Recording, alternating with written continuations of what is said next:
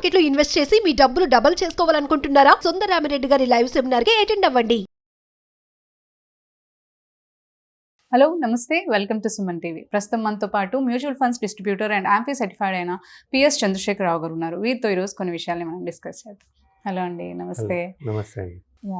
అంటే కొంతమంది మ్యూచువల్ ఫండ్స్లో ఇన్వెస్ట్ చేసేటప్పుడు ఎక్కువగా కామన్గా అందరూ కూడా అనుకునేది ఏంటంటే లో రిస్క్ ఉండాలి బట్ హై రిటర్న్స్ ఉండాలి అని అనుకుంటారు. అలా అనుకునే వాళ్ళకి ఏది బెస్ట్ ప్లాన్ అంటారు యాక్చువల్లీ? కీర్తి గారు, ఇప్పుడు మీరు ఉన్నారనుకోండి మేడం, మీరు చెప్పండి నాకు, మీరు రిస్క్ తీసుకుంటారా తీసుకోరా ఇన్వెస్ట్మెంట్స్ చేస్తే? ఇన్వెస్ట్మెంట్స్ అంటే కొంచెం మనకి రిస్క్ అనే అంటారు కదా యాక్చువల్లీ, కానీ తీసుకోరు కదా, రిస్క్ తీసుకోరు. కొంతమంది అదే రిస్క్, ప్రతి ఒక్కరు చేసేది అదే, డబ్బులు ఎక్కువ కావాలి, రిస్క్ తీసుకో, రిస్క్ రావకూడదు అనుకుంటారు. ఎలాగా?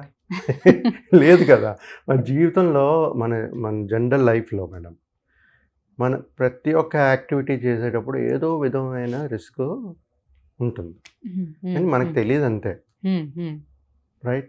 సో ఫర్ ఎగ్జాంపుల్, ఇక్కడ నుంచి ఒక లాంగ్ జర్నీకి వెళ్ళారనుకోండి, ఇంకో స్టేట్కి బై కార్ వెళ్తున్నారు, రిస్క్లు ఉన్నాయి కదా, యాక్సిడెంటల్ రిస్క్ ఉంది, చాలా రిస్క్లు ఉంటాయి.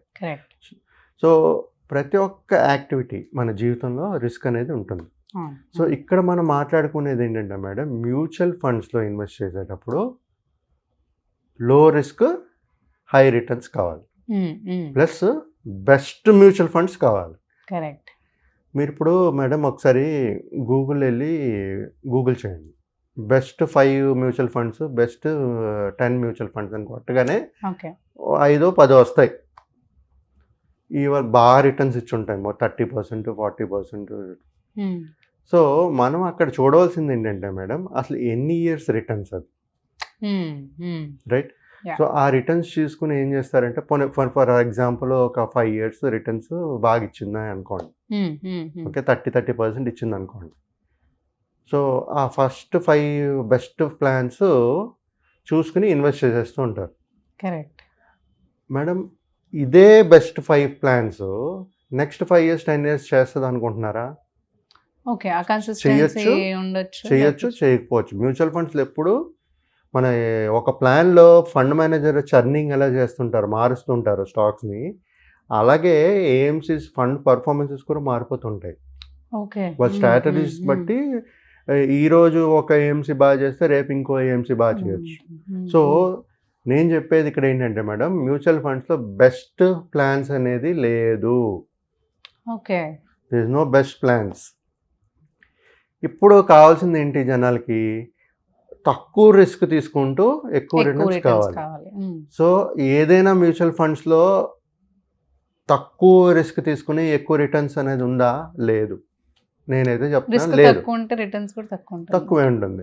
ఇప్పుడు మీరు ఎఫ్డీలో వేసారు, మీకు రిటర్న్స్ ఎలాగొస్తుంది? అదే మ్యూచువల్ ఫండ్స్లో ఉందనుకోండి, మీరు మ్యూచువల్ ఫండ్స్లో డెప్ట్ funds, equity related mutual funds ఉన్నాయి. మీరు డెప్ట్ ఫండ్లో వేసుకున్నారంటే రిస్క్ తక్కువ ఉంది, అక్కడ రిటర్న్ కూడా తక్కువే కదా. కానీ మీకు ఇక్కడ కావాల్సింది ఏంటి? లో రిస్క్ హై రిటర్న్స్. సో మీరు ఏం చేయాలి? ఈక్విటీ రిలేటెడ్ మ్యూచువల్ ఫండ్స్లోనే పెడితే మీకు హై రిటర్న్స్ అనేది వస్తుంది. కానీ హై రిస్క్ ఉంది, మీకు లో రిస్క్ కాదు, లో రిస్క్ అయితే కాదు. కాకపోతే మ్యూచువల్ ఫండ్స్లో ఇన్వెస్ట్ చేసేటప్పుడు మేడం, ప్రతి ఒక్క ఇన్వెస్టర్ అబ్జర్వ్ చేయవలసింది ఏంటంటే, లో రిస్క్ హై రిటర్న్స్ లేదు. కాకపోతే మన ఇన్వెస్ట్మెంట్స్ని ఆ రిస్క్ అనేది తగ్గించుకునే ఛాన్సెస్, స్ట్రాటజీ అనేది ఉంటుంది. అంటే ఎప్పుడైతే ఒక పర్సన్ మనం మాట్లాడుకుంటూ ఉంటాం కదా మేడం, ఒక యంగేజ్లో ఉండేటప్పుడు హై రిస్క్ తీసుకోండి, హై రిటర్న్స్ వస్తాయని, రైట్? సో అదేవిధంగా ఇక్కడ ఏంటంటే మనకు వచ్చే లో రిస్క్ అనేది ఉండదు. కాకపోతే రిస్క్ని తగ్గించుకోవచ్చు. తగ్గించుకోవడం ఎలా?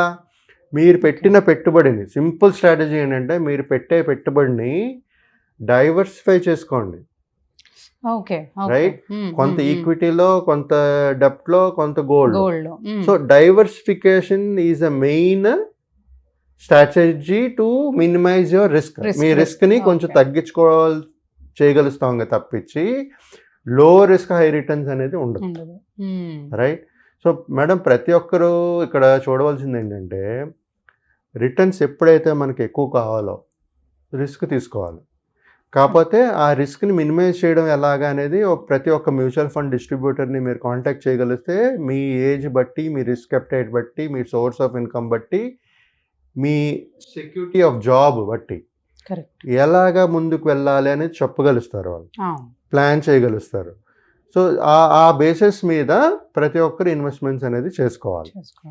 ఇప్పుడు మేడం, ఇప్పుడు ఎప్పుడైతే ఈ లో రిస్క్ నాకు తీసుకుంటాను, నేను తీసుకోను, హై రిటర్న్స్ కావాలనేటప్పుడు మ్యూచువల్ ఫండ్స్లో చేయలేము. ఎందుకంటే ఒక సామెత ఉంది, do not put all eggs in one basket. ఎందుకంటారు? మ్యూచువల్ ఫండ్స్ మార్కెట్లో పెడతారు కాబట్టి it is subjected to market risk. So risk ఉండేటప్పుడు దాన్ని తగ్గించుకునే ఛాన్సెస్ ఉంటాయి తప్పించి లో రిస్క్ హై రిటర్న్స్ అనేది ఏ మ్యూచువల్ ఫండ్స్లో ఉండదు. Plus 5 best mutual funds, 10 best mutual funds అనేది మర్చిపోండి. కన్సిస్టెంట్గా ఏదైతే మీకు ఒక ప్లాన్ పర్ఫామ్ చేస్తుందో స్టడీగా అదే రిటర్న్స్, లేకపోతే కొంచెం ఇటు అటు అయినా పర్లేదు, కానీ హయ్యర్ రిటర్న్స్ అనేది ఏం చేయకండి ఎప్పుడైతే మీరు ఒక 30-40% ఏం రిటర్న్స్ కానీ చూసి మీరు ఇన్వెస్ట్ చేశారనుకోండి, నెక్స్ట్ 4-5 ఇయర్స్ 10 ఇయర్స్ రాపోవచ్చు అది. సో మన ప్లానింగ్ ఎప్పుడు ప్లాన్ చేసేటప్పుడు ప్రతి ఒక్కరు చూసేది ఇది లో risk high returns correct, but diversify చేసుకుని మీ అసెట్ అలొకేషన్ చేసుకుంటూ ఇన్వెస్ట్ చేసుకుంటే ఇలాంటి రిస్క్ అనేది తగ్గించుకుంటూ మన బెటర్ రిటర్న్స్ అనేది చేసుకోగలుగుతాం. బట్ ఓవర్గా ఎక్స్పెక్టేషన్స్ పెట్టుకోకుండా రీజనబుల్ రిటర్న్స్ పెట్టుకుంటూ మనం మాట్లాడుకున్నట్టుగా inflation plus real GDP nominal GDP ఎంతైతే వస్తుందో అలా ఆ విధంగా ప్లాన్ చేసుకుంటూ ఎవరైనా ప్లాన్ చేసుకోవాలి. ఇప్పుడు ప్రతి ఒక్కరూ ఒక 30% రిటర్న్స్ వస్తుందని ఆలోచించి పెట్టారనుకోండి మేడం, మరి ప్రతి ఒక్కరూ రిచ్ అయిపోతారు కదా, రైట్? సో 1 year 2 year కాదు, మీరు 1 year ఇన్వెస్ట్ చేస్తాను మీకు డబ్బులు సరిపోతుందంటే మేబీ 30-40-50% కూడా రావచ్చు. కానీ ఎప్పుడైతే మీ గోల్ లాంగ్ టర్మ్ ఉంటుందో 10 years 15 years 13 years తర్వాత 30 years తర్వాత ఉంటుందో అప్పుడు మీ average return should be somewhere around 10-15% on average తీసుకుంటూ రియలిస్టిక్గా మన ట్రాక్ హిస్టరీ చూసుకుంటే ఎంత రిటర్న్స్ వస్తున్నాయో చూసుకుని దాన్ని బట్టి ఇన్వెస్ట్మెంట్స్ అనేది చేసుకోవాలి. సో ఈ విధంగా మేడం ప్రతి ఒక్కరూ వాళ్ళు రిస్క్ అప్టైట్ చూసుకుంటూ ఎక్కడ పెట్టాలి, ఎలా తగ్గించుకోవాలి అనేది ప్లాన్డ్ వేలో ఇన్వెస్ట్మెంట్స్ అనేది చేసుకుంటూ వెళ్ళాలి.